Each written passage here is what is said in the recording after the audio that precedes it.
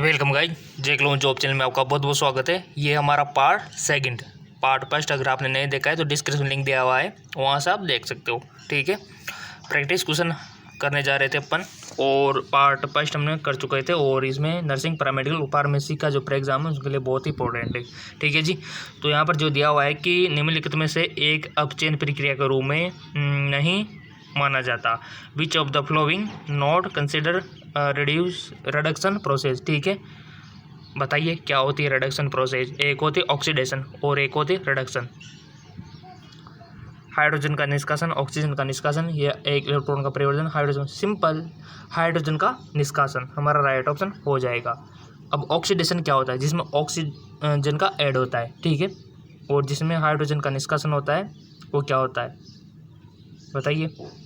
तो ये पूछ रहा है कि नहीं माना जा सकता, तो ये नहीं माना जा सकता। ठीक है, इसमें ऑक्सीजन का निष्कासन भी होता है, ये भी होता है, ये भी होता है, बट ये नहीं होता। ठीक है, ये किसमें होता है? ये होता है ऑक्सीडेशन में। क्लियर? अब चलते आगे। आपके जितने भी एग्ज़ाम है ना, बीएस नर्सिंग का, जीएनएम का, एएनएम का, फार्मेसी का, उनके लिए बहुत इंपॉर्टेंट है ये।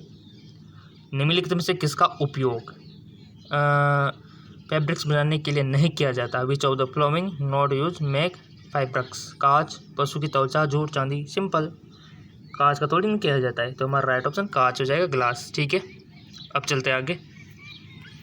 अगला क्वेश्चन है हमारा, निम्नलिखित में से कौन सा मैग्नीशियम का एक विशिष्ट गुण नहीं है? मैग्नीशियम का गुण नहीं है। ठीक है, यानी कि आपको पता हुआ होना चाहिए मैग्नीशियम के गुण, ऑटोमेटिकली नहीं है आपको आ जाएगा। Which of the following not characteristic property of magnesium. डेलाइन होता है यानी कि तन्ने होता है। मेलेबल यानी कि गांठ बढ़ने पीटने पर चपटे हो जाते हैं, ये भी होता है। अर्धधातु है, ये तो नहीं है। ध्वनिक होता है, सोनारस होता है। ठीक है, यानी कि ये वाला ऑप्शन हमारा राइट हो जाएगा।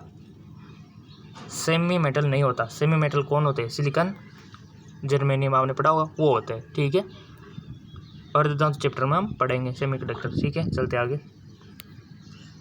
अगला है हमारा, जल स्तर के अवक्षेपण के लिए निम्नलिखित में कौन सी जिम्मेदार नहीं है? विच of the following not responsible for the difference of the water table. Simple, one रोपण। ठीक है, ये भी नहीं होगा। जनसंख्या विषुवत को लेन देना नहीं है, शहरीकरण से भी नहीं है, वनोन्मूलन से नहीं, तो वन रोपण। ठीक है, डायरेक्ट क्वेश्चन है। अब चलते आगे।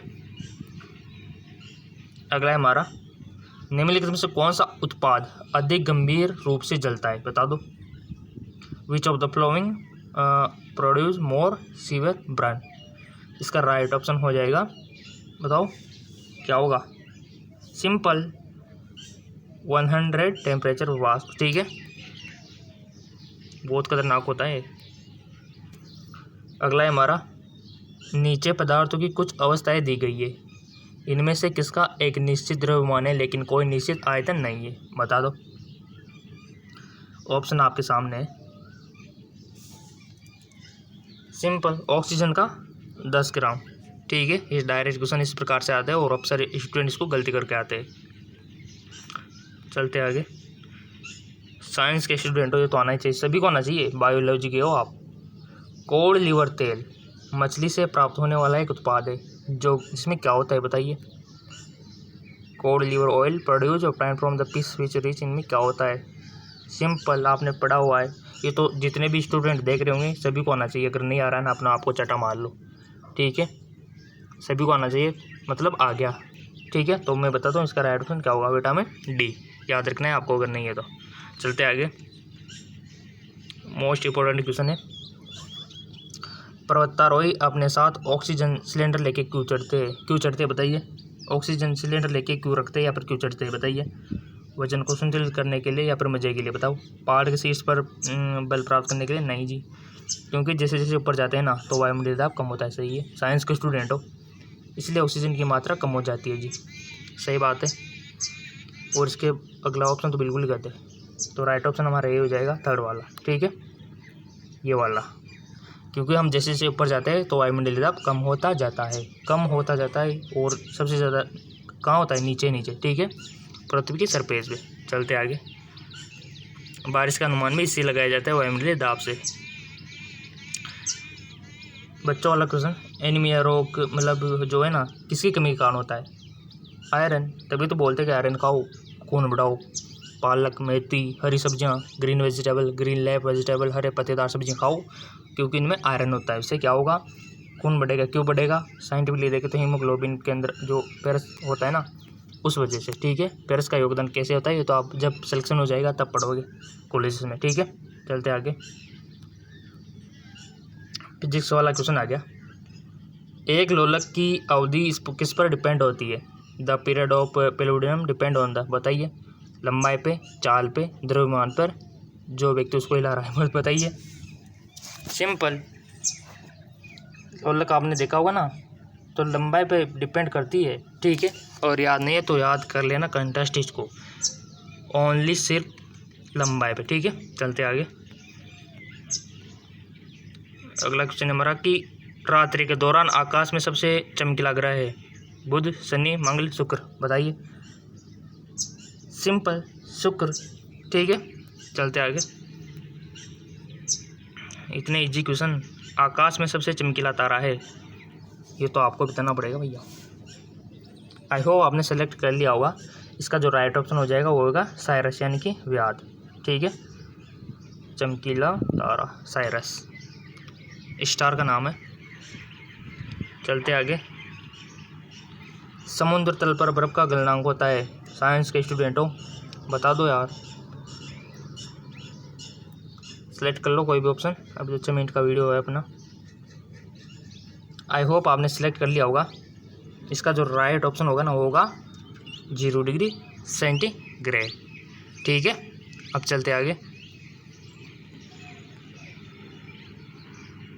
ध्वनि की पिच निम्न के द्वारा निर्धारित की जाती है, बताइए। किसके द्वारा निर्धारित की जाती है? ऑप्शन डी है कंपन की आवृत्ति। ठीक है, the pitch of the sound determine, तो ये किसके द्वारा? फ्रिक्वेंसी ऑफ वाइब्रेशन, यानी कि हमारा राइट ऑप्शन ये हो जाएगा। चलते आगे। मानव के शरीर का सामान्य तापक्रम होता है, बता दो। सिंपल, अब आप मेडिकल के स्टूडेंट होने जा रहे हो, आपको पता हुआ होना चाहिए।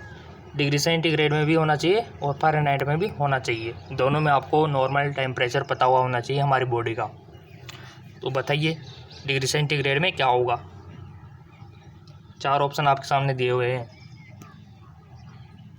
सो इसका राइट ऑप्शन हो जाएगा 37 डिग्री सेंटीग्रेड। अब आपसे पूछ लिया जाए कि फ़ारेनहाइट में क्या होगा, फिर जिसको फ़ारेनहाइट में डिग्री सेंटीग्रेड को फ़ारेनहाइट में बदलना आता होगा तो उसको तो पता भी नहीं होगा ना, फिर भी वो कर लेगा।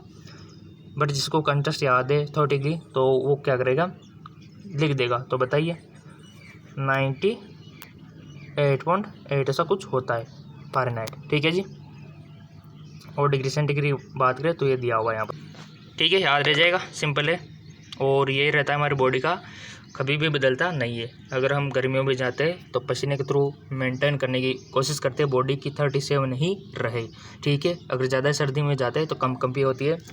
कंपी एक प्रकार से एक्सरसाइज है जिसके थ्रू बॉडी चाहती है कि टेम्परेचर बढ़े, 37 पर रहे, इसलिए ऐसा होता है। ठीक है, जबकि कुछ जैसे आपने चिपकली देखी होगी, यहाँ तक कि आपने स्नेक, सांप वगैरह को देखा होगा, सांप आपके यहाँ भी आते होंगे। ये क्यों आते हैं? इनका टेम्परेचर मेंटेन नहीं रहता, यानी कि एक जैसा नहीं रहता। जैसे कि वातावरण गर्मी है तो इनका शरीर जो है वैसा हो जाता है, जैसे कि बाहर का टेम्परेचर 50 है तो इनका जो टेम्परेचर वो भी 50 ही हो जाता है। तो ऐसे में प्लान करते हैं ठंडी जगहों पर। ठीक है, ठंडी जगहों पर आते हैं, तभी तो गर्मियों में देखा होगा कि जहाँ पर पानी होता है वहाँ पर ज़्यादा स्नेक पाए जाते हैं ना। चिपकली वगैरह ये सर्दियों में नहीं आती, देखा होगा आपने। चिपकलियाँ गर्मियों में आती है, मक्खियाँ वगैरह, क्योंकि इनका टेम्परेचर क्या है, मेंटेन नहीं है। सर्दियों में चिप जाते हैं, अगर बाहर निकलेंगे तो मरेंगे, क्योंकि टेम्परेचर कितना होता है सर्दियों में, 4 डिग्री 3 डिग्री है ना, कभी कभी तो 0 डिग्री ऐसा हो जाता है बहुत सी जगह पर। तो इसलिए चिपे रहता है, और गर्मियों में निकलाते हैं क्योंकि टेम्परेचर कुछ मेंटेन हो जाता है, इनके शरीर के लिए अनुकूल हो जाता है। ठीक है, तो गनीमत है कि हमारा टेम्परेचर एक जैसा रहता है, नहीं तो अपन को भी ये करना पड़ता। ठीक है, अब चलते आगे। अगला है हमारा, ग्रह जिसके आसपास सुंदर बले होते हैं वो है the planet which a beautiful ring around it, बताइए। बुध, शनि, मंगल। बचपन में पढ़ा होगा आपने साइंस में, तो आप इजीली इसका आंसर दे सकते हो। ठीक है। तो इसका राइट ऑप्शन हो जाएगा सन्नी, ठीक है। अगर नहीं पढ़ाए तो सौरमंडल पढ़ लेना एक बार, क्वेश्चन आ सकता है यहाँ से। चलते आगे। हाँ, वह प्रक्रिया जिसके द्वारा आगे के विकास के लिए जो भ्रूण होता है गर्भाशय की दीवार में स्वतः ही अंतःस्थापित किया जाता है। The process by which embryo gets implanted into the wall of the uterus for further development. बताइए, इम्प्लांटेशन, फर्टिलाइजेशन, एम्ब्रियोजेनेसिस या फिर जेस्टेशन।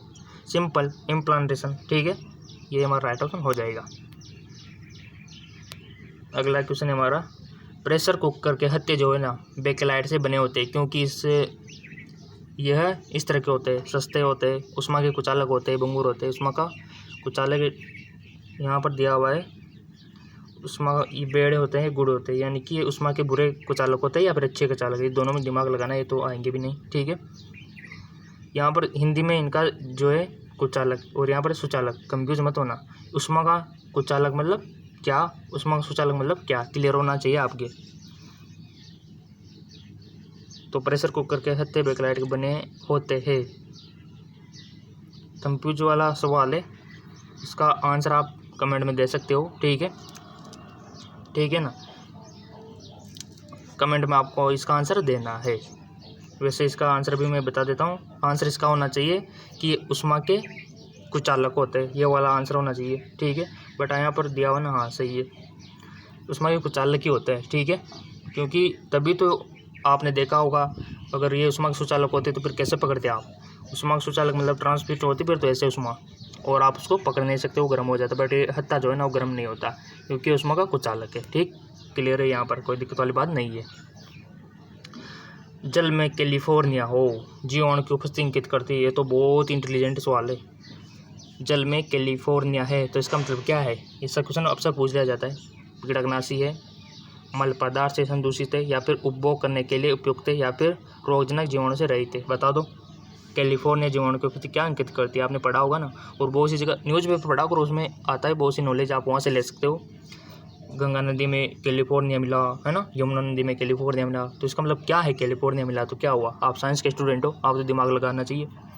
इसका मतलब ये होता है कि कैलिफोर्निया कहीं पर मिलना मतलब जल में मल पदार्थ से संदूषित है, यानी कि जल प्रदूषण है, ठीक है। तो राइट ऑप्शन हो जाएगा, यहाँ पर दिया होगा ना, ये रहा, मल पदार्थ से संदूषित है, ठीक, यानी कि जल में कैलिफोर्निया नहीं होना चाहिए, तब जाके वो बेस्ट है, ठीक है। चलते आगे। अगला क्वेश्चन है हमारा, अगला है हमारा, मृदा की मुलायम और सरंध्र परत कहलाती है। बताइए, सिंपल ए हॉरिजॉन्टल, ठीक है। सो ये हमारा पार्ट 2 कंप्लीट हो गया। पार्ट 1 नहीं देखा है तो नीचे डिस्क्रिप्शन लिंक दिया हुआ है, नीचे डिस्क्रिप्शन है, वहाँ से आप देख सकते हो। पार्ट 1 बहुत इंपॉर्टेंट क्वेश्चन है ये प्री एग्जाम के लिए, चाहे वो आपका नर्सिंग का हो, पैरामेडिकल का हो, ANM JNM किसी का भी हो, ठीक है, साइंस से रिलेटेड बहुत इंपॉर्टेंट रहने वाला है। तो डिस्क्रिप्शन में जाइए, पार्ट 1 को भी देख लीजिए, ठीक है, ओके।